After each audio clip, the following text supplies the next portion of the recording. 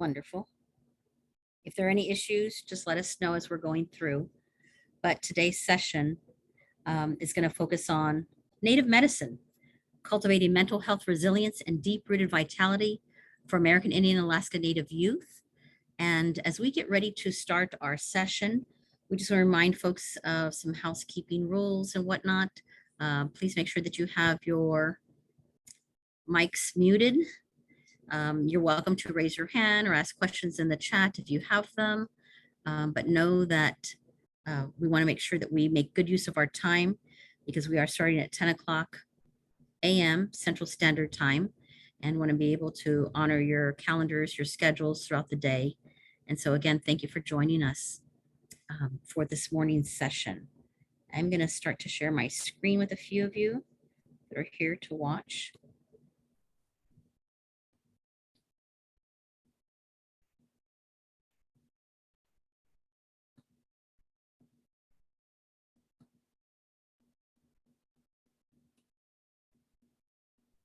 I'm hoping you can see this whole screen, but this is our topic. So if you registered for this session, then you're on for the correct one for today, June 7th, beginning a series of sessions that we'll be having for the course of the summer so that we can offer people who serve in our K through 12 setting, our students and their families, especially that you can learn more about how to help them find a stronghold to their culture, to their traditions, and be prepared to be successful in life.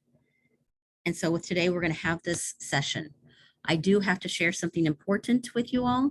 Unfortunately, our presenter for today is not available to be with us live and in person.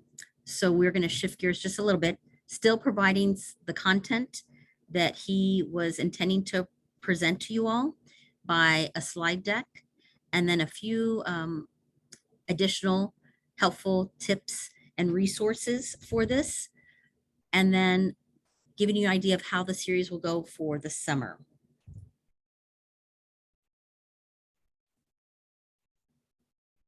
As many of you know who attend our sessions, it's important to realize and recognize that we are the American Indian Alaska Native Mental Health Technology Transfer Center, the only national center serving the K through 12 in the area of school mental health. There are 13 other TTC networks throughout the country serving young people and their families, but we're the only national center that has the opportunity to serve our AIAN youth specifically.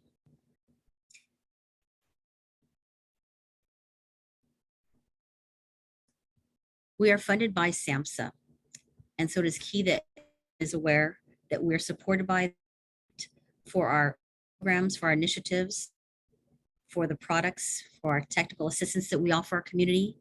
And the content of this event is a creation of our selected presenter, and the opinions expressed do not necessarily reflect the views or policies of SAMHSA, HHS, or the American Indian and Alaska Native MHTTC. As a follow-up to today's event and any of our events, we always want to remind you that the slide decks will be shared so that you have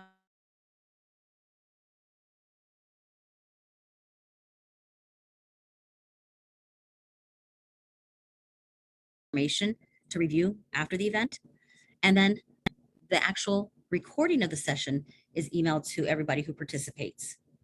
What's really important for us in our office and with our staff is that we provide you with a link to the evaluation survey, the GIPRA, which is an important way that we show our funders that the series, the sessions, the products, the exchange that we have with our participants is vital information so that we all can continue to serve our youth in a better way. So that when we engage with our young people in the K through 12 setting, the teachers, the administrators, the tribal leaders, and the families, that what we are doing is important work and that we value the work that our participants offer to their communities. So I want to invite you, shortly I will put the GIPRA link in the chat box, but I want to make sure that everybody has access to that. It is anonymous, so you don't have to put your name.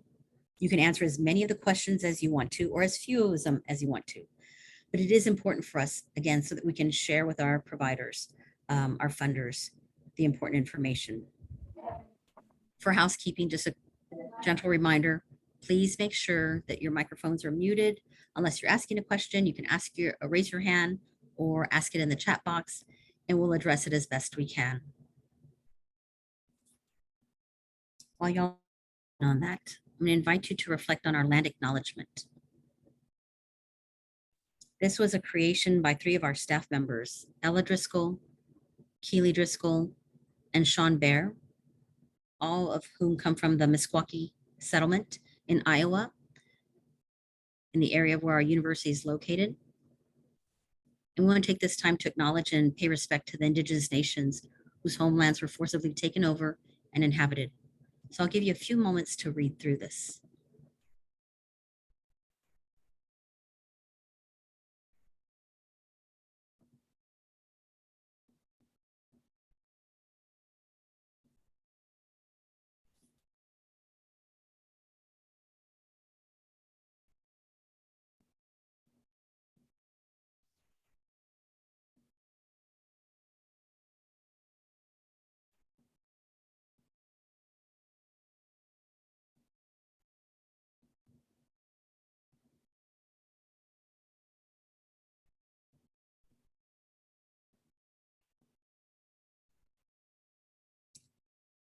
So for those of you who are joining us a few moments late, just know that we've had some technical difficulties and we're moving forward with it, as our presenter is not available to be with us today, but we do have all of the information that he has shared with us, which I'll be sharing on the screen with you and going over some resources with each of you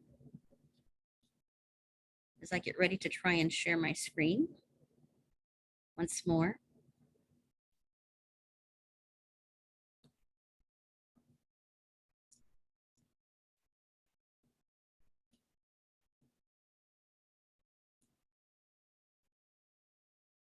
Well, that's not working.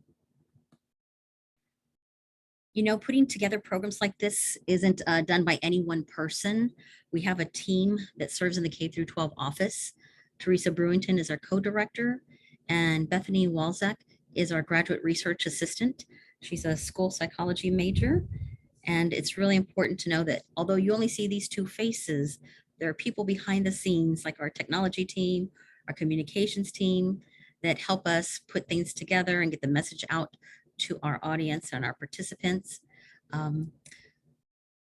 We really strive to put together high quality programs and products for you all to take back to your own communities, so that together we are continuing to build up our Native youth in a positive way. Teresa Brewington, the co-director, does a lot of work for the center in many different capacities. Not only does she work with our K through 12 program, but she also oversees the Alaska Native American Indian Child Traumatic Stress Initiative. And so that's a new initiative that we have for our center. A lot of the programming comes out of there. We partner with them in regards to serving our children and their families. So it's really important that we have a good working relationship so that we can continue to provide high quality services. She's had many hats prior to coming aboard with us in different walks of life as a school counselor, school principal, and the like. And she currently resides on the Meskwaki settlement, although she is herself Kohari and Lumbee descendant. Today's speaker was going to be Gera Marin, and the goal with the series is to activate your full presence, your power, your resilience within you, so that you can take that information back to your community.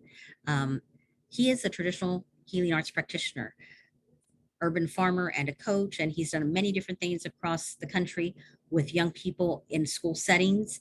The sessions are going to be intended to combine guided movement with mindful practices and neuro-linguistic reconditioning, so that our participants, including myself, that we can release self-limiting thought patterns inflicted by the colonial capitalistic dominant societies and restore a resilience that's innate to who we are. The series will be designed to lovingly support and create a space for those who serve with our young people. We know sometimes we have challenging conditions that we work in, inequitable conditions that we work in. And so we want to provide a space for each of you to regenerate and reinvigorate personal practices and your personal routines. A little bit of background about him besides what he does. He's a JEDI consultant, which means he focuses on justice, equity, diversity, and inclusion. He does healing arts as a practice. He has deep fulfillment coaching experience, which is rooted in interfaith values. He's also based in Yanawana, also known to many people as San Antonio, Texas. He serves different community-led organizations, youth empowerment networks, as well as leaders and mission-driven businesses. We are hopeful that the information you'll be receiving with us today will help you in the work that you do. I am going to open up what he sent so that I can share those slides with you. If I can get to that screen.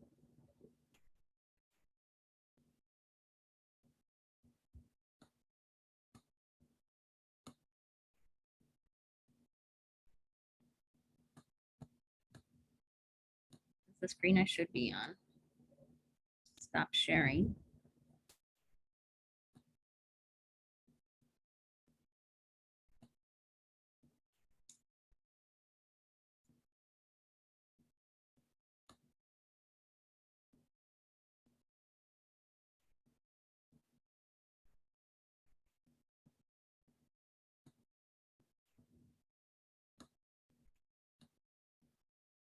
Okay, can everybody see this screen with these slides?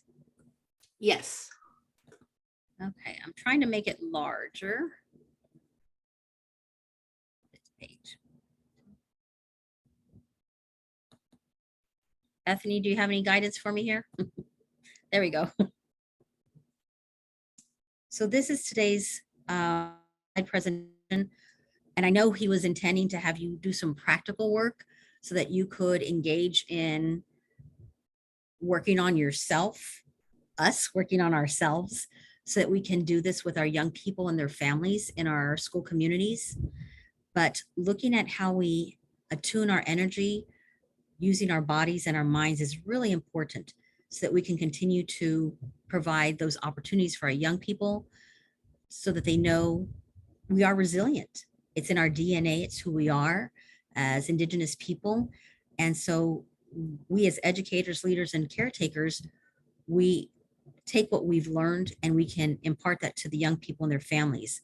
I know in several of the schools that Hedda and his team do this in San Antonio, Texas. They have the opportunity to enter classrooms and different school communities and share these experiences, movements, sound healing, and other methods so that our young people can be grounded. And it's so interesting to know, because I know some of the administrators that work at the schools also, they have shared with me that it has been so tough because they limit the number of students that can actually go to the sessions because of space, because they need a large space like a gym or a large classroom without any furniture. And it's really important to know that there are other students who want to go into these sessions. Everybody can, time for respite and care. And it's important to know that we all deserve that. And so a lot of the students see what's going on or hear what's going on, and they want that for themselves too. But because of space limitations, it doesn't always happen that way. So I know it's been a really good experience for Hedda and his team to go to this, spend time with them, quality time, just practicing on breathing in and breathing out. And so I want to invite you to take just a few moments to take a few deep breaths in and exhale.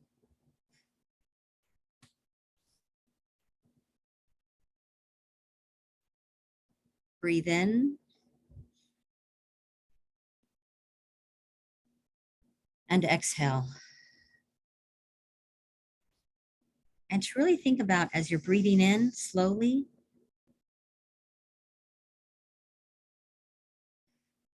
and breathing out slowly, exhaling all that gratitude for the seeds that our ancestors have planted for us.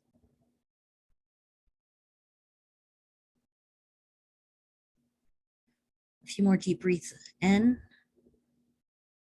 and out.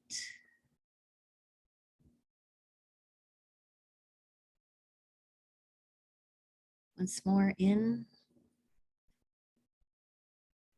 and out. Knowing that at this very moment where we stand, where we sit, where we're located, we did not get here by ourselves. It's our ancestors who created that path for us, who took us on that journey, whose shoulders we stand on today. As we look back 7 generations and we look forward 7 generations for our future, for our youth, they will continue to grow that path, lead that path, so that our youth can be strengthened and ready for a successful future. As you breathe out, know that you send your roots down, you firmly plant yourselves so that you're strong like a tree, like the tree that you are.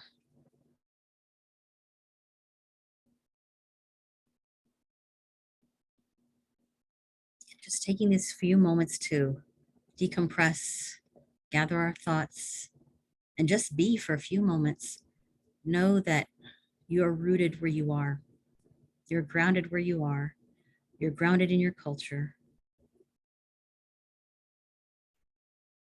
so that you can have the best possible outcomes for yourself and for the people that you serve.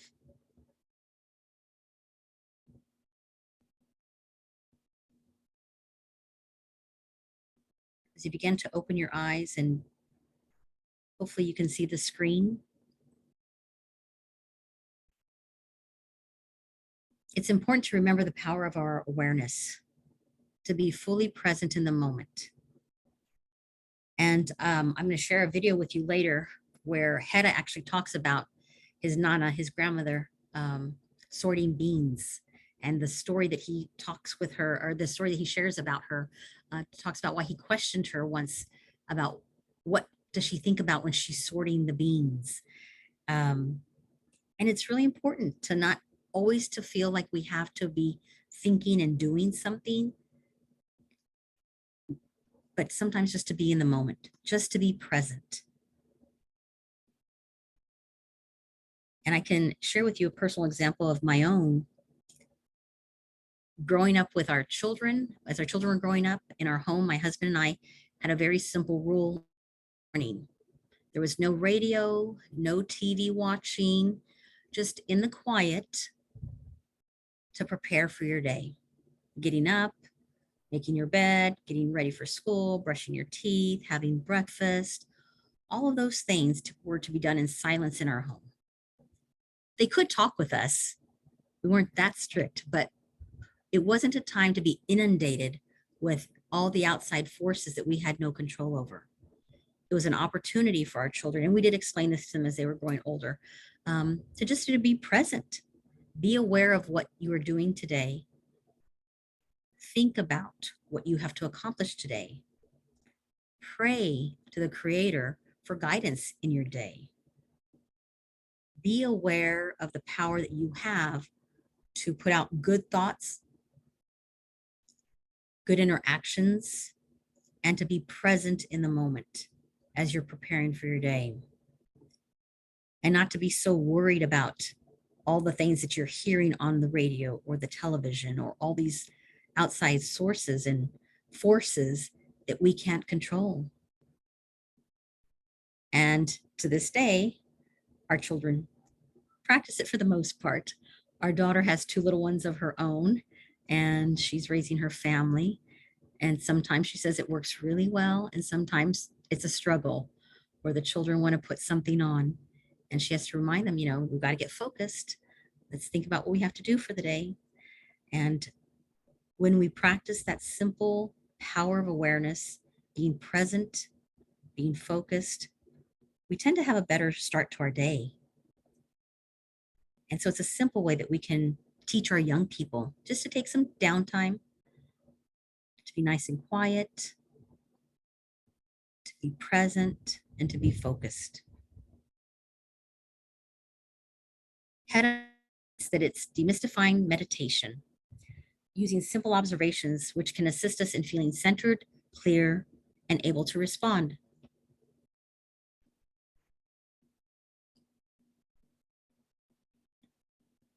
In that quiet time, we are better at observing than when we're talking and we're loud. So I want to ask if anybody has something to share of how they start.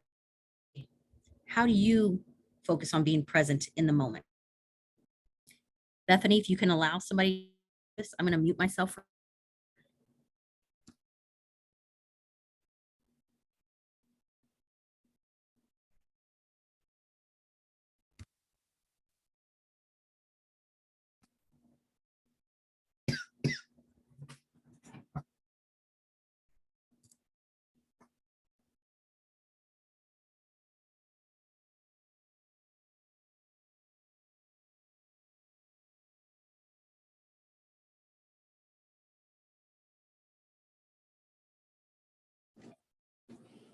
Hello, my name is Amanda Ironcloud, and I'm 18 years old.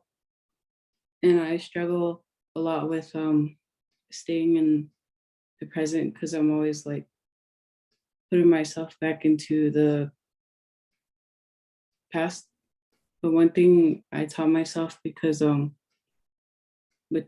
really like the power of awareness, and I didn't know that I do that. And I just close my eyes and I listen and I use all my senses. And I have long hair now. I never had long hair, but in our culture, in the Lakota culture, we our hair is our spirit, but every indigenous, our hair is very important. So one thing I taught myself was to just close my eyes and to braid my hair, and how long it takes me to braid my hair. I just keep my eyes closed and to just trust my surroundings and to trust that I am in a safe place and I am where I'm meant to be. Somebody in the chat box stated, Trista Olson. I focus on the sights, smells, and sounds around me and call myself back into being. By focusing on the environment, I find it what is beautiful around me, the sounds, the smells, the sights, and I dwell in that goodness.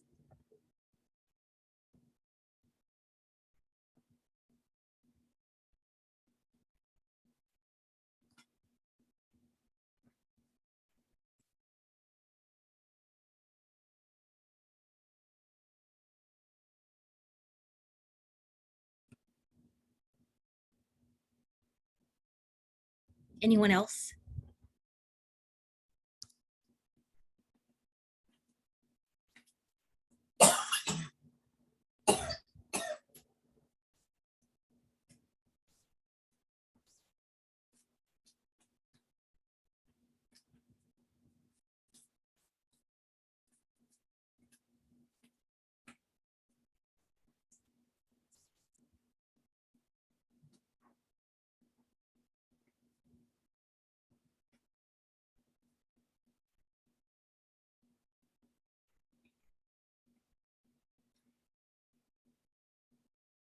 So as we take the time to observe,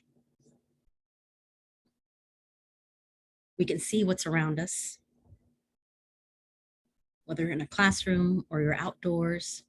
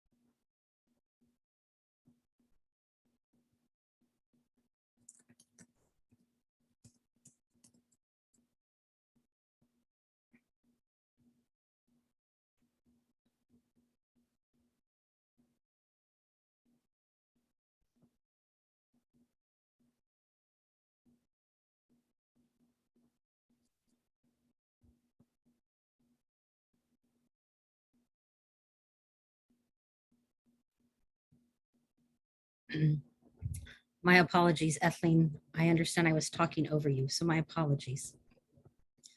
For some reason, I cannot hear anybody on this computer. I'm going to slowly go through the slides. If you look at this next one, this fourth slide, here are some examples of some different exercises that we can practice on our own, and we can impart these to our youth.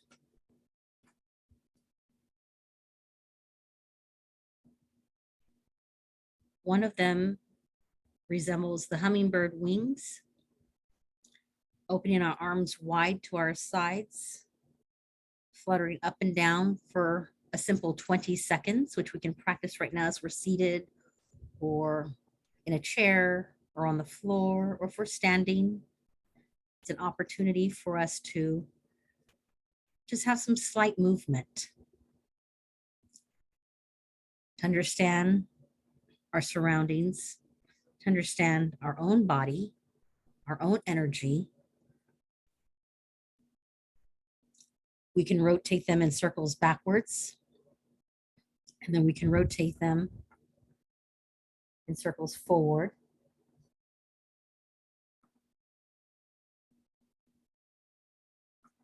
And the second example he has is a little bit different, but it's a butterfly dynamic stretch. And it looks like we clasp our hands above our ears and over our temples.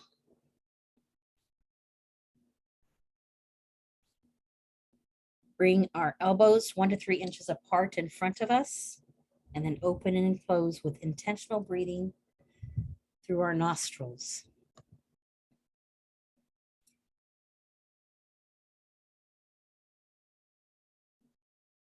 And there's only a few slides with a few examples here, and I know Hedda would have done a much better job at sharing this information with you all. All of these slides are going to be shared with you.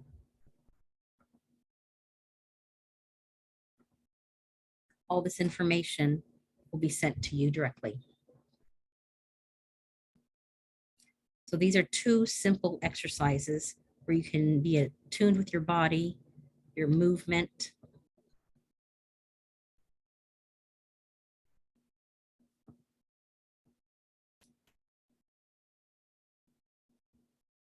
Here's another one that's not so slow or not so simple. It takes a little bit more work.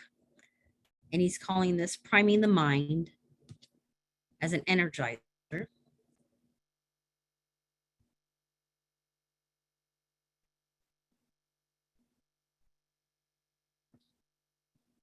Thank you, Ethline. And this allows us to have moments of reset and refreshment, to refocus our thoughts and our attention. So in the few moments that you have to read this slide, I would invite you to read it silently, and then I'll reaffirm what it's expressing.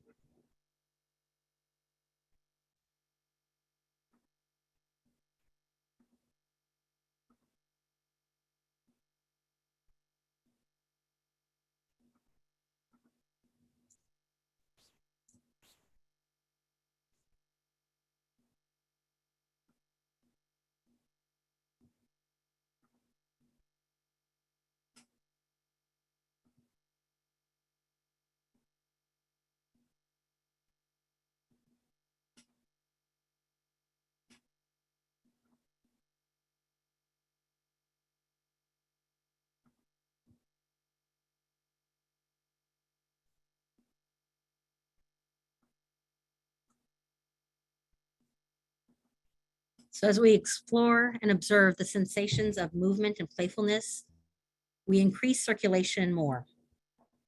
So the example that he gives is that if you're standing up or even sitting down, you can move your arms as if you're running in place for 20 seconds. Now, obviously, this is going to give you some energy. Your heart rate may go up a little bit. But as you're doing this, you may want to envision animals playfully chasing each other. And again, you can do this seated, or you can do it standing. And he even recommends that you can do it in a lunge position. Almost like if you're going to take off to run somewhere fast, but not all of us are fast runners. So we can do it for 20 seconds. Then we can relax and just be. See what our body feels like in the present moment, the sounds and the smells and the space that we are in. And allow yourself to just breathe in to normalize your body, what's going on, what you're experiencing. I'm going to give you just a few moments to practice this 2 more times, and then we'll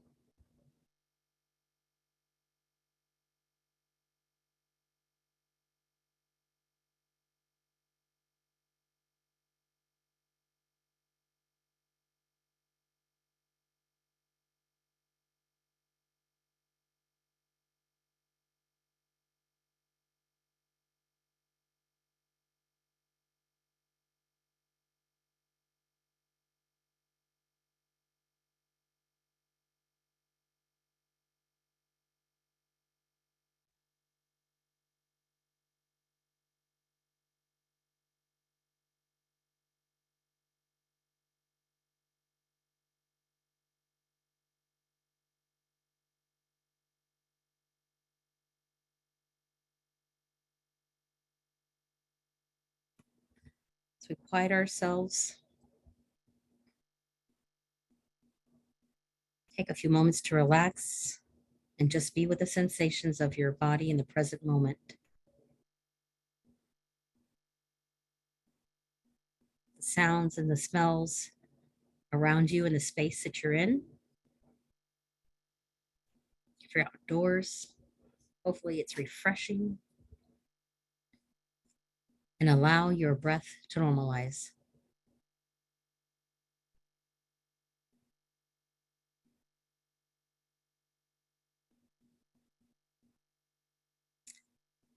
So we've had 3 examples, and I know some of you asked in the chat if you'll be receiving this, and yes, you will. The hummingbird wings, the butterfly stretch, and the energizing opportunity to prime your mind.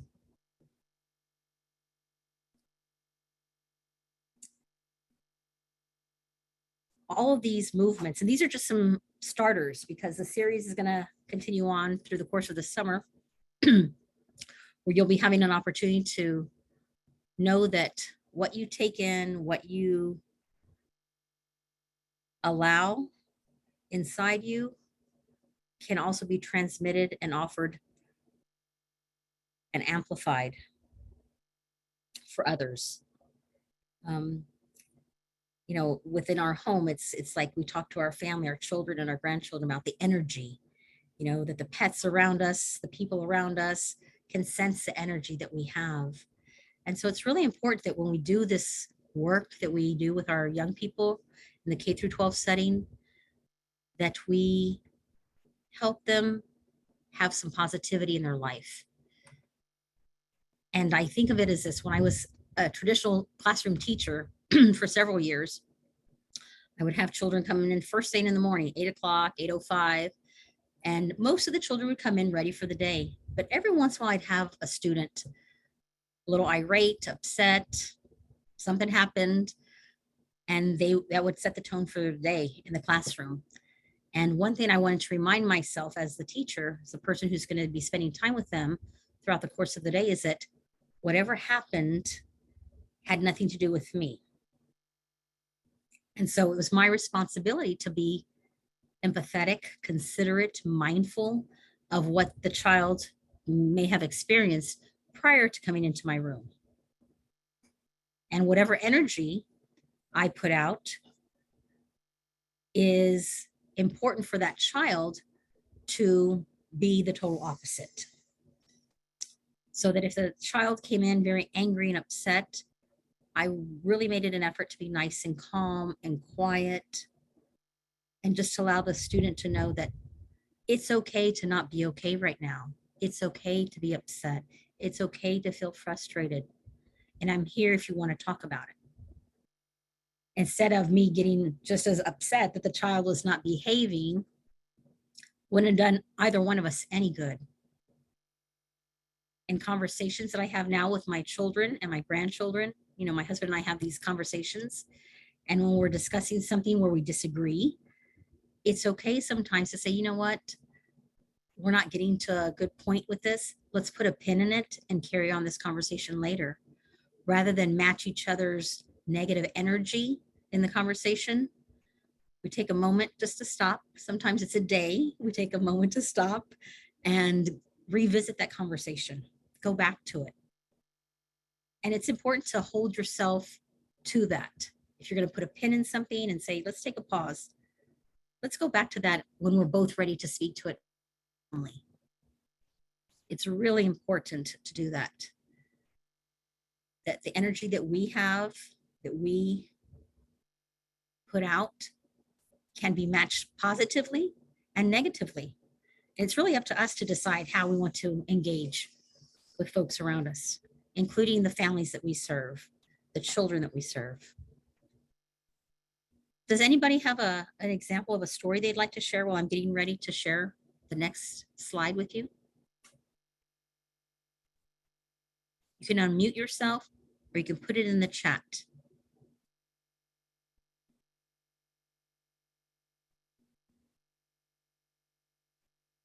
And Bethany, if you can monitor that so I don't mess it up, please.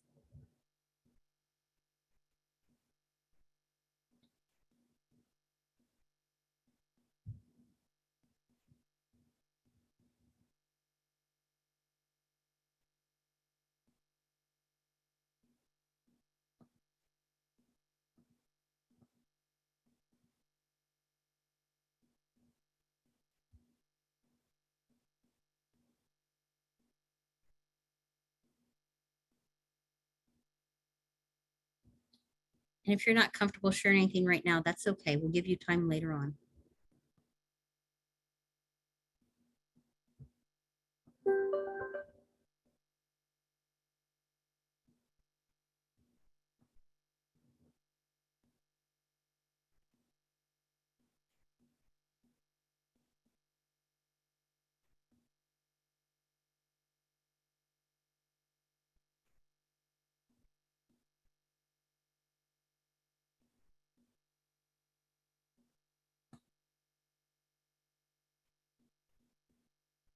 For some reason, I lost my chat.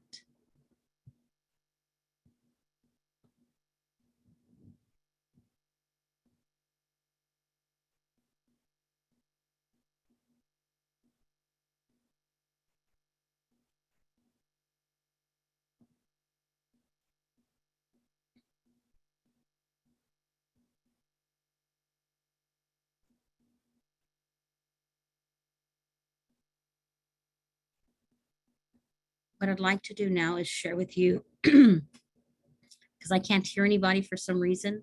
I'm still having that technical difficulty. I can see Lisa though, Sarah. Lisa, am I talking over somebody? Okay, thank you. I'm going to share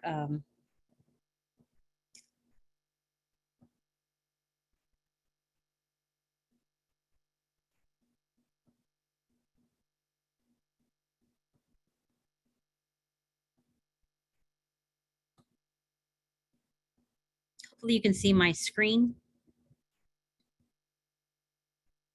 It is, and I'll put this link in the chat box. Thank you, Bethany. I'm going to take this hyperlink and put it in the chat so that you all have access to it as well.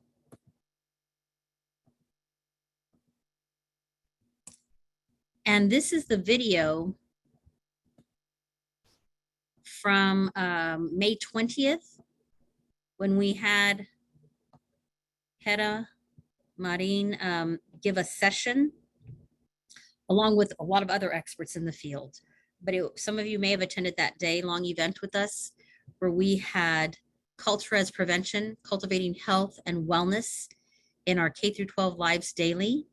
And it was an opportunity to have 5 experts in the field, with Dr. Rebecca Foster beginning our day with us, talking about the importance of self-care and how we need to be mindful of taking care of ourselves in order to be the best at our jobs, as a partner in life, as a parent, as a daughter, son, etc. All the roles that we hold in our lives, all the roles that we play, we need to take care of ourselves.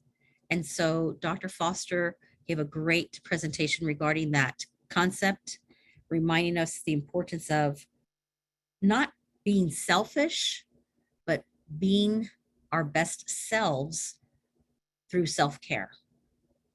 Taking time to do whatever it is we enjoy.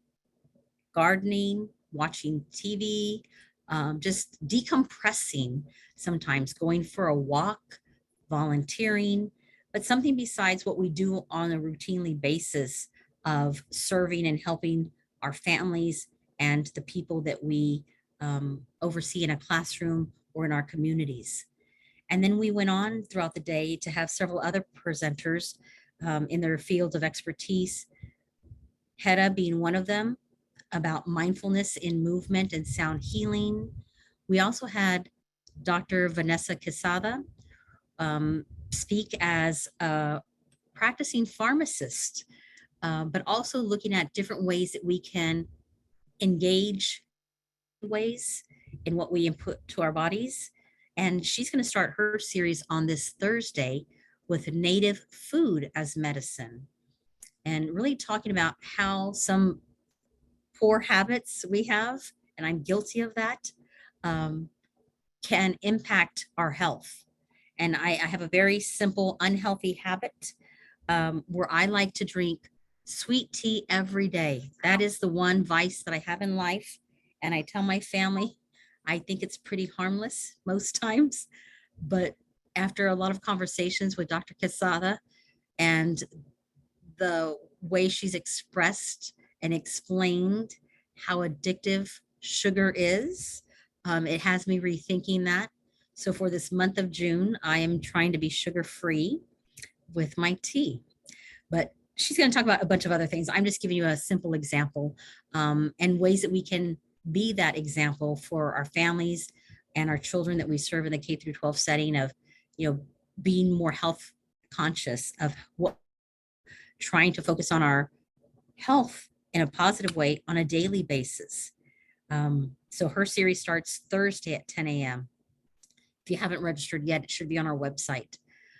We also had Indigenous Lotus, Victoria Marie, join us that day, where she gave some examples of simple movement that we can do similar to what Hedda does, but hers is more focused on the Eastern tradition of yoga and how we can impart that simple, quiet movement in our life to really have some opportunities for self-care. And when we deal with our children and their families, we know it impacts them in a positive way in social emotional learning. It impacts them in a positive way with their behavior in a classroom setting. So it's really important that we find simple ways to include that in our daily activity with our classrooms, our students, and our families, whoever it is that we serve, our clients, that we remind them the importance of self-care. And it's okay to consider that slightly selfish in the moment so that we can be our best selves in what we do and who we interact with. And the last person we had for that day was Chef Rebel. And so if you have time to look at this video, it would be great. Chef Rebel actually cooked something healthy for us, talking about the importance of how we are, how we feel, what we do in a kitchen setting while we're cooking. And it's so important because the conversations that I've had with her leading up to that session, I was telling her that growing up, if my mother burned something or didn't, the food didn't really come out how my mother expected it to, she would say, I didn't even want to bake yesterday, or I didn't even want to cook whatever the dish was. And she would attribute to the horrible dish that she put or that she had to how she was feeling. And it's so interesting that hearing Chef Rebel speak on this May 20th date, she alluded to that. When you cook with joy, when you cook with love, your food is that much more delicious. And the people that you're serving, feeding your family, they feel it, they see it. And so it was just really great to hear that commentary from those experts throughout the day, reminding us that when we have that stronghold to our culture, it's a preventative measure so that we can cultivate health and wellness. So I did put this in the chat for you all to look at. I'm going to stop sharing that for now so that I can put one more important link in the chat before we open it up to comments and questions. And Bethany, I'm going to need you to monitor that because I can't hear anybody. For whatever reason, this computer's not working well with me right now. And so I'm going to put the survey link, and you will all be emailed this link after this event too. But it's really important that you all take the time to help us with the survey.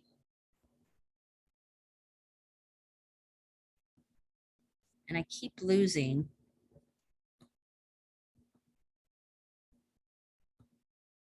I know you can see all my email, but I'm okay right now because I'm trying to put the link up for you. There we go. So, Lisa, can you put a thumbs up if you can see this link? Okay, thank you. This link will take you directly to our survey that'll help you share with our providers what you appreciated with today's session of the series that we're going to be providing for you with Native Medicine, Cultivating Mental Health, Resilience, and Deep-Rooted Vitality for AIAN youth. And it's also a good opportunity for you to share with us what your needs are in your community. In the K through 12 mental health setting, we know that there are many needs, and our office staff, which includes Teresa Brewington as the co-director, Bethany Walzak, who's been on this line helping me out all morning long as our graduate research assistant, and myself, Dr. Allison Bays, as a program manager, that we've had this opportunity to plan some important sessions for you throughout the summer. And we appreciate you staying on as long as you can. We know some of you have other things to hop off for, but we thank you for the time that you've chosen to spend with us this morning. We want to be respectful of your time, but also try to answer any questions or commentary or suggestions that you may have of things that have worked really well for your community.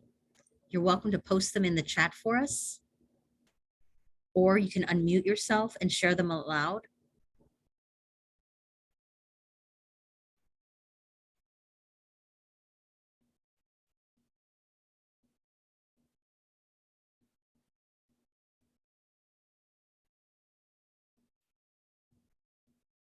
Have any of you done anything similar to mindfulness or included this in your classrooms, in your therapy, with your families, with the children that you serve, that you're willing to share with us? You're welcome to at this time.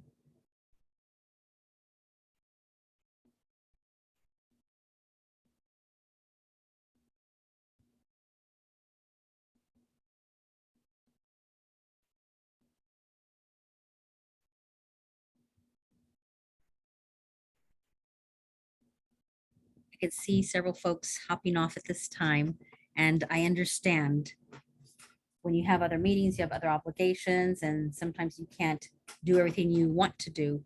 So the last slide that I'm going to share with you all, if I can get back to it quickly enough.